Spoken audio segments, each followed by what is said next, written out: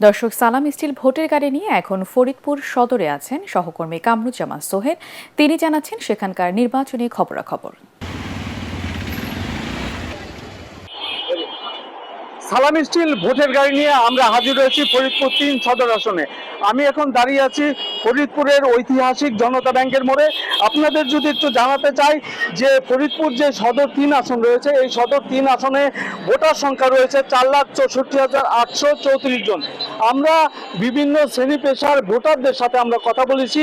তারা বলেছেন যে ফরিদপুরের যে বিভিন্ন সমস্যাগুলো রয়েছে, তার মধ্যে মাদক এবং সন্ত্রাসমুক্ত সমাজ গঠনের জন্য যে প্রার্থী কাজ করবেন তাকেই কিন্তু তারা ভোট দিতে চান। তো তারা আরেকটি কথা বলেছেন যে ফরিদপুরের অন্যতম একটি সমস্যা হচ্ছে নদী ভাঙন। এই নদী ভাঙন সমস্যার সমাধানের জন্য যেই প্রার্থী কাজ করবেন তাকেই কিন্তু তারা ভোট দিতে চান।